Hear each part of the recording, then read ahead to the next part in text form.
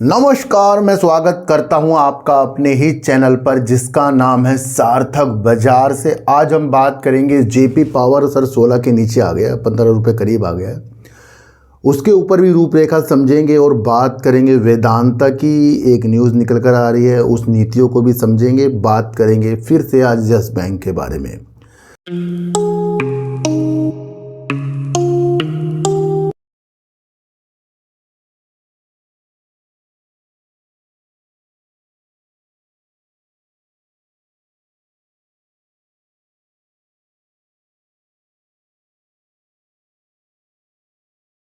देखो सर, एक चीज़ मैं आपको एक इतनी सी एक बात बता दूं कि मुझे कोई भी ऐसा लालच किसी से नहीं है कि मैं किसी को लालचवश किसी चीज़ में फंसाऊं या किसी को अलग अलग राह दिखाऊं। मुझे ऐसी बिल्कुल भी लालसा नहीं है, मैं आपको बता दूं।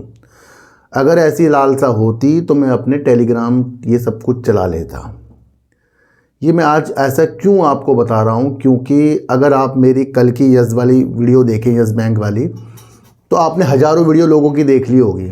मान लो उसमें से मेरी एक वीडियो है जो आपको अलग देखने को मिली होगी, और वो तथ्यों के साथ, फैक्ट के साथ। यस बैंक के ऊपर मेरी जो एनालाइज 5 साल में गई है बिल्कुल परफेक्ट निकल रही है। निकल तो और शेयरों में भी रही है, उसमें हम चीज़ों को समझ नहीं रहे हैं। 5 साल में यस बैंक का क्वार्टर में जो जो चीज़ें मैंने आपको बताई कि भैया सब कुछ अच्छा हो जाएगा, पर ये आपको बढ़कर नहीं दिखाने का। जब एक पेटेंट से यानी पिछली चीज़ों से हमें कुछ चीज़ समझ में आ रही है तो उसे हम आगे जाकर उसे हमें लागू करना चाहिए। ये शेयर बाज़ार आसानी से बिल्कुल भी किसी को पैसा बिल्कुल भी नहीं देगा। और जो जो चीज़ें मैंने कल आपको यस बैंक के ऊपर फ्यूचर की स्थितियाँ बताई हैं और हाल ही की स्थितियाँ बताई हैं, तो एक व्यक्ति ने कमेंट किया। देखो सर, नाम तो मैं उनका नहीं बताऊंगा, लेकिन मैं आपको वो मैसेज ज़रूर दिखा दूंगा। मैसेज में यह है कि उनका एक दोस्त है और वो भी रोज़ बाज़ार देखता है, बहुत एक्साइट होता है, पर वो कोई शेयर नहीं लेता। बिल्कुल मेरी वीडियो की तरह उन्होंने मुझे एक टोंट सी मार दी। भैया मैंने भी कमेंट कर दिए हैं। मैंने कहा भैया बच्चों वाली बात अगर आप करोगे तो ये बाज़ार आपके और मेरे लिए नहीं है। बिल्कुल मैं आपको बता दूँ, वो आपका दोस्त सर वॉच कर रहा है ना बाज़ार को, तो वो बिल्कुल आपसे काफ़ी बेहतर है। देखो सर, विजय केडिया साहब का मैं इंटरव्यू देख रहा था, तो वो कह रहे थे कि 1-1 साल, 2-2 साल, 4-4 साल तक के वो शेयरों को देखते हैं। यानी कि फिर विजय केडिया साहब को भी कुछ नहीं पता इसके बारे में।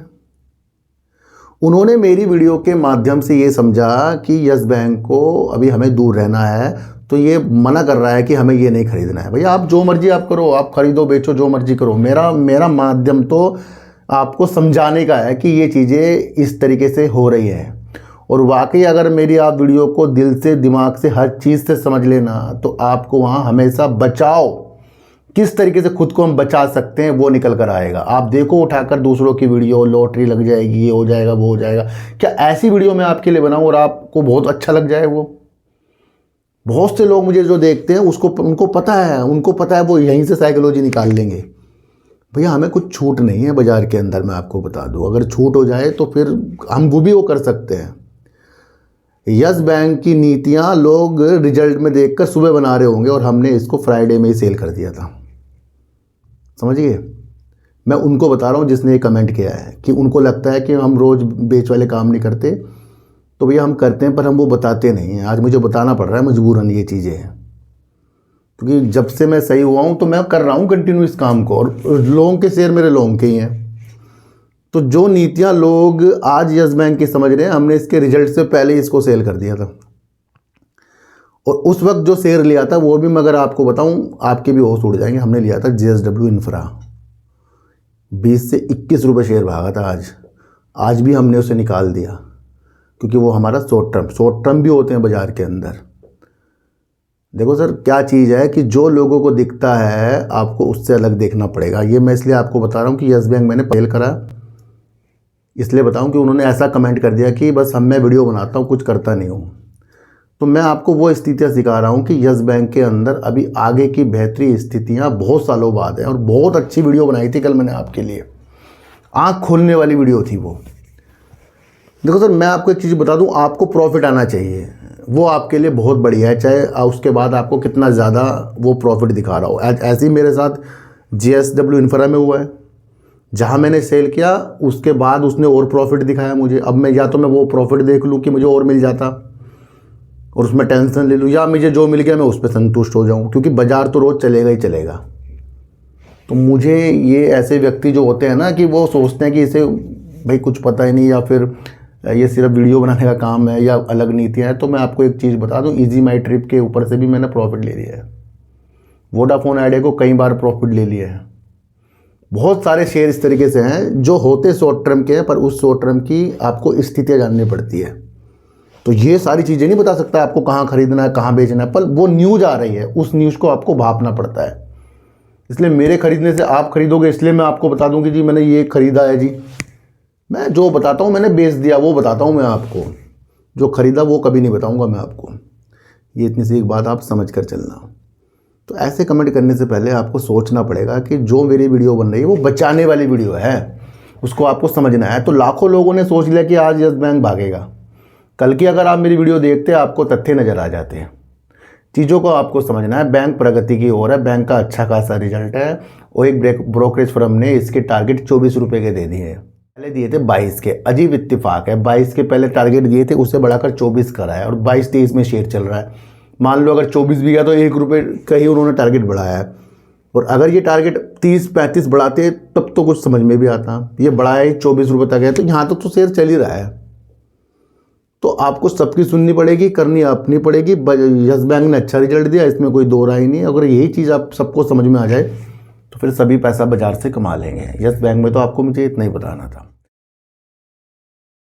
बात करेंगे जेपी पावर के बारे में। जेपी पावर का शेयर टूट कर आज 16 से नीचे आ गया है, ये आपको समझकर चलना पड़ेगा।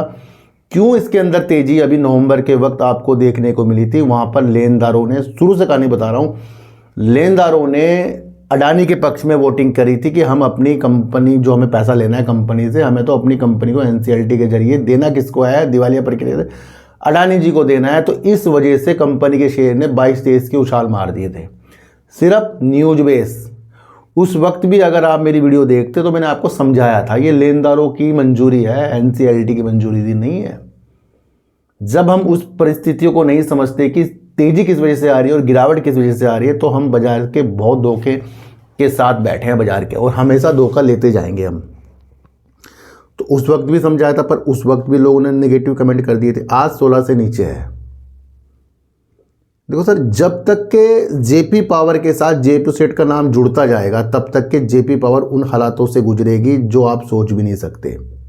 2190 करोड़ की सेल दिसंबर 2023 में थी, यानी कि क्वार्टर 2023 का। कितनी थी सेल? 2190 करोड़। उस वक्त शेयर कितना था? 14-15 रुपये करीब का था। तो यानी कि इतनी अच्छी सेल कर रही है कंपनी 2190 करोड़ की। अभी भी अच्छी खासी सेल कर रही है, पर आपको ये समझना है कि जब इतनी ज़्यादा सेल थी तब भी कंपनी के शेयर उसी रेट पर था, और आज भी कंपनी की सेल अच्छी खासी है, उससे काफ़ी कम है, आज भी उस रेट पर है। उस वक्त भी कंपनी के साथ टेंशन जेपी सेट की थी, वो बार बार डिफॉल्ट होता जा रहा था, और आज दिवालिया प्रक्रिया से वो कंपनी बिक रही। तो आज भी सीधा साधा संबंध जेपी पावर का जेपी सेट से है। मान लो आप ये समझ लो कि जेपी पावर को एक कंपनी ने पनपने नहीं दिया, वो इसकी भाई है, वो है जेपी एसोसिएट, और वो दिवालिया प्रक्रिया से गुजर रही है। हमें उस स्थितियों को समझना पड़ेगा जहां पर आप उन सारी नीतियों को समझकर आगे बढ़ सकते हैं। लेनदारों ने अडानी के पक्ष में वोटिंग तो कर दी, अब NCLT का फैसला कब आएगा, क्योंकि वो तो जनवरी में आने वाला था। अब 19 जनवरी अब हो गई है, या आगे इसकी डेट आएगी, क्या आएगा। अब ये न्यूज़ जो है इस कंपनी के लिए फ़ायदेमंद हो सकती है या नुकसानमंद भी हो सकती है, क्योंकि अगर NCLT ने फैसला अडानी जी के पक्ष में दिया तो ये शेयर आपको फिर वो तेज़ी दिखा देगा, अगर नहीं दिया तो फिर ये यहाँ से भी बहुत नीचे की तरफ जा सकता है। दो ट्रिगर पॉइंट है इसके अंदर, एक तो अडानी ग्रुप का NCLT से ये कंपनी का हासिल होना हो जाए, तो दूसरा इसका Q3 का रिजल्ट आना। और ये भी आपको समझना है कि अगर Q3 का रिजल्ट इसका अच्छा खासा भी आ गया और उससे तेज़ी आई तो वो भी हमें एक भ्रमित करके जाएगी। हमें ये भी तो समझना चाहिए ना कि अगर इसकी सेल पहले भी इतनी सारी थी, अब भी सेल इन्हें अगर अच्छी कर दी, तो वो भ्रमित करेगी हमें इसके अंदर आकर्षित करने के लिए। मेन मकसद इस कंपनी का जब तक के हल नहीं हो सकता, जब तक के एनसीईआरटी की चीज़ें जेपी एसोसिएट की सही नहीं हो सकती। ये भी आपको समझना है। कंपनी ने एक साल में 27 रुपये के हाई लगा रखे, और जब से कंपनी का शेयर एक बार नवंबर के वक्त 2025 में भागा, और वो इसलिए कि अडानी के पक्ष में लेनदारों ने वोटिंग करी थी, उसके बजाय लगातार कंपनी का शेयर 27 रुपये से कंटिन्यू नीचे की तरफ आपको देखने को मिल रहा है, और आज 16 से नीचे आ गया है। तो कितने लोगों के पैसे इस शेयर के अंदर फंसे हैं। तो ये अपनी सेल के हिसाब से अपनी वैल्यू पर नहीं है, मैं आपको फिर बता रहा हूँ, ये अपने काम काज के हिसाब से अपनी वैल्यू में नहीं है, ये न्यूज बेस शेयर है। ऐसे शेयरों से या तो आपको बहुत समझदार बनना पड़ेगा या बहुत रणनीति समझनी पड़ेगी। अगर आप इसकी सेल देख लेंगे, आप लाजमी कहोगे यार सेल अच्छी कर रहा है, प्रॉफिट अच्छा कर रहा है, पर एक पॉइंट तो दबा पड़ा है ना इसके अंदर, जेपी सेट वाला, क्योंकि 24% की हिस्सेदारी इसके अंदर किसकी है, जेपी सेट की है। सबसे ज़्यादा जेपी पावर के अंदर शेयर होल्डिंग पैटर्न किसका ज़्यादा है, वो है पब्लिक का। और ये जो पब्लिक का ज़्यादा है शेयर होल्डिंग पैटर्न क्या होता है, वो टेंशन भरा होता है। दूसरा, इसके अंदर जो डीआईस हैं वो भी बैंक और एलआईसी हैं, तो थोड़ा वहाँ भी आपको संभल कर चलना पड़ेगा। तो अब इस कंपनी के अंदर बहुत से लोग सोच रहे हैं अब ये रेट आ गया तो थोड़ा गिरता गिरता कहीं भी जाए, पर 2 ट्रिगर पॉइंट इसके हैं, और सबसे मेन ट्रिगर पॉइंट है कि जेपी सेट का जल्दी से जल्दी निपटारा हो जाए। तो वो तो आपको वेट करना पड़ेगा, और सारे लॉस जो भी प्रॉफिट है वो आपको खुद देखना पड़ेगा, क्योंकि 2 ही चीज़ है इसके अंदर, रिजल्ट या फिर वो जेपी सेट, बल्कि कुछ भी इस कंपनी के अंदर और कुछ नहीं है। सीधी बात है ना। पर ये भी अब कुछ लोग कमेंट कर देंगे समझ में नहीं आया जी, कल यस बैंक किसी को समझ में नहीं आया, आज ये नीति भी किसी को समझ में नहीं आएगी। तो ये भी आपको समझाना बहुत ज़रूरी था। तो ये मत सोचे कि सर मैं भी कुछ खरीद बेच नहीं करता हूँ या मैं कुछ अलग नीतियाँ नहीं करता हूँ, मैं सब कुछ करता हूँ, पर मैं बताऊँगा भी आपको बिल्कुल भी नहीं कि मैंने ये ख़रीदा है। बेचने के बाद ज़रूर बता दूंगा कि हाँ ये बेचा था मैंने, तो वो भी आपको समझ कर चलना पड़ेगा ना। तो आपको बहुत सारी नीतियाँ बाज़ार के अंदर समझनी है, खरीदने बेचने की नीतियों से दूर रहना है, पर जो भी करना है अपने द्वारा करना है आपको। अच्छा, जो भी कुछ लोग समझाते हैं आपको समझना है उसे, चाहे वो आपको बेकार समझा रहे हैं उसे समझो कि ये बेकार समझा रहा है, चाहे कोई आपको अच्छा समझा रहा है उसे भी समझो कि हाँ ये अच्छा समझा रहा है, पर अपने माइंड से। किसी के कहने पर आपको बाजार में कदम नहीं रखना है। ये आसानी से अगर पैसा देना होता तो आज यस बैंक से सब प्रॉफिट कमा के निकलते, है ना। तो आज की गिरावट से अगर यस बैंक खराब हो रहा है तो ये भी आपके लिए गलत हो जाएगा। चल वो बहुत सारी रणनीति है, उसको एकदम से सब कुछ बताना वो भी मुझे लगता नहीं मुमकिन होगा यहाँ पर। और एक मेरे प्यारे सब्सक्राइबर ज्वाइन मेंबर ने कहा कि सर पहले जैसी नीतियाँ नहीं आ रही है वीडियो में, पर वाकई मैं आपको बताऊं पहले जैसी नीतियाँ ही हैं, पर उसे हमें समझना पड़ेगा, है ना। तो थोड़े रूल होते हैं, उसको थोड़ा सा दबा दबा के रखना पड़ता है। फिर अब सब कुछ क्लियर हो जाए तो फिर हम बहुत ऊपर तक जा सकते हैं, पर वो हमारे लिए अच्छा नहीं होगा। तो इसलिए हमें न्यूज बेस्ड चीज़ों को आगे बढ़ाना पड़ेगा, उससे ही आपको संकेत सीखने के मिल सकते हैं। मैं आपको इतनी से एक बात बता दूं, वेदांता का शेयर आज 7 से 8 रुपये गिर गया, तो काफ़ी लोग नाराज़ हो गए, ये तो अब गिर गया। भागा कहाँ से था, सबसे पहले आपको ये समझना है। अभी हाल ही में इसके टारगेट किसी ने कहा कि भैया 900 से ऊपर जा सकता है, पर टारगेट उनके 806 रुपये करीब के ही थे। चीज़ों को आपको समझना है, सबके सब डीमर्जर की तरफ लोगों ने फोकस किया, और जो मेटल धातु जो रेट बढ़ रहे हैं उसके हिसाब से अच्छे संकेतों के साथ देखा। मेन मकसद वेदांता का जब तक हल नहीं होगा, जब तक कि ये डीमर्जर की न्यूज बिल्कुल होते हुए हमें देखने को नहीं मिलती है, उससे पहले कई रणनीतियां वेदांता के साथ आती रहेंगी, ये आप समझकर चलना, और वो शेयर को गिरावट में उछाल में ले जाती रहेंगी। पर आपको समझना है कि कौन सी न्यूज़ किस हिसाब से ज़्यादा निगेटिव और किस हिसाब से हाँ बस है कि टेम्परेरी उसने शेयर को गिरा है। आज भी एक न्यूज़ निकल कर आई है जहां वेदांता के ऊपर उड़ीसा सरकार ने 1200 करोड़ रुपए करीब का जुर्माना लगा, करीब बता रहा हूँ, पढ़े खुद लेना। इनकी एक कंपनी है उड़ीसा में ESL स्टील, उसके ऊपर कुछ जुर्माना लगा दिया, कुछ भी नहीं है तो बहुत ज़्यादा लगा दिया है। पर कंपनी ये कह रही है, ESL स्टील ये कह रही है कि जो भी जुर्माना जो भी चीज़ें है उसकी गणना करी जा रही है कि क्या इन्होंने त्रुटि कर दी, क्या इन्होंने गलती कर दी, उसके बाद वो ये बताएंगे कि हाँ ये सही है या गलत है। फिलहाल वो ये कह रहे हैं तथ्यपूर्ण नहीं है। मतलब ये कि जो भी इनके ऊपर जो इल्ज़ाम लगाए हैं वो उनका कोई वास्ता नहीं है, कुछ उसमें दम नहीं है, वो इनका मतलब ये है। जो भी जुर्माना उड़ीसा सरकार की तरफ से लगाया, उड़ीसा सरकार ये कह रही है कि जो जुर्माने लगाने की एक पेशकश की गई है उसके अंदर इन्होंने न्यूनतम जो उत्पादन है वो पूरा नहीं किया और परिवहन यानी कि डिस्पैच जैसी चीज़ों को भी पूरा नहीं किया। यानी कि जो कंपनी अपना काम कर रही थी उसको जो उन्होंने एक समय सीमा बांधी होगी या कंपनी की इतना आपको करना है, उस हिसाब से कंपनी ने पूरा नहीं किया, इस वजह से इतना ज़्यादा जुर्माना लगा दिया। तो देखने में तो हमें भी लग रहा है भैया इतना ज़्यादा जुर्माना इस बात में कि कंपनी ने वो जितना बताना था उतना पूरा नहीं करा, तो ये भी हमारे हजम नहीं हो रही। तो ये न्यूज़ जो है इतनी ज़्यादा इफेक्टेड नहीं है, मैं आपको बता दूं। क्यों? क्योंकि कंपनी कह रही है कि इसके लिए कानूनी कार्रवाई वो करेगी और इसको स्टे लेना या अलग अलग चीज़ों के साथ इस कंपनी के द्वारा जो भी वर्क होगा इसको कंपनी सरकार के द्वारा जो जुर्माना लगाया उसको हटाएगी। पर आप देखो कि अगर कोई कंपनी अपना कार्य कर रही है पर वो उतना नहीं किया जितना कुछ तय होगा, तो इतना ज़्यादा जुर्माना लगना, तो ये मेरे हिसाब से जो न्यूज़ है इतनी इफ़ेक्ट नहीं डाल रही है। इफ़ेक्ट इसके अंदर एक ही न्यूज़ है, वो इसके डीमर्जर की। वो कब होता है उससे पहले कई रणनीति आपके सामने आ सकती हैं। तो ये जो बाज़ार है भैया वैसा नहीं है जैसा कि सबको दिख रहा है, वैसा है जो किसी किसी को दिख रहा है, और जो किसी किसी को दिख रहा है वो यहाँ से मलाई मलाई निकाल रहे हैं, और जो किसी किसी को नहीं दिख रहा है वही अपनी स्थितियों को डमाडोल करते जा रहे हैं।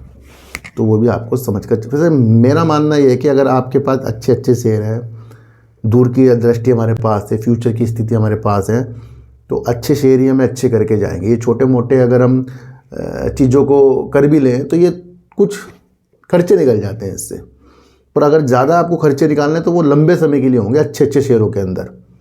अब वो अच्छे अच्छे शेयर कैसे होते हैं उसको आपको खुद एनालाइज करना पड़ेगा। हमने तो ये आपको बताया कि जो चीज़ देश की प्रगति के साथ वर्क कर रही है उस पर आपका फोकस होना चाहिए, जो उनसे भी कंपनी हो वो। तो कुछ कंपनी हमें ना रला के रख देती है, फंसा के रख दी, जैसे वोडाफोन आइडिया, राहत भी मिल गई और उस राहत भी दे दी और उस राहत से कुछ इफेक्ट भी निकल के नहीं आ रहा है कि भैया कुछ शेयर भाग जाए। तो जो चीज़ सब समझ रहे हैं उस पर कुछ दिन तो बाजार चलता रहता है, चलता रहता है, और फिर वो सबके समझ में जब आ जाती है तब बाजार अलग रुख पकड़ लेता है। तो आज की वीडियो आपको कैसी लगी एक बार मुझे ज़रूर बताना। किसी को भी खरीदने बेचने की नीतियाँ मेरे चैनल पर बिल्कुल भी नहीं है। मेरा कोई टेलीग्राम कोई व्हाट्सएप ग्रुप नहीं है और ना ही आज तक मैंने बनाया है। तो सच्ची वीडियो देखिए, अच्छी वीडियो देखिए, समझ कर देखिए। चींटी को आटा दीजिए, गाय को रोटी दीजिए और अपने बच्चों को ज़्यादा से ज़्यादा प्यार कीजिए, क्योंकि बच्चे ही आपकी मासूमियत से किस्मत पलटेंगे। तो फिर मिलेंगे आपसे नई वीडियो के साथ, जब तक के लिए नमस्कार।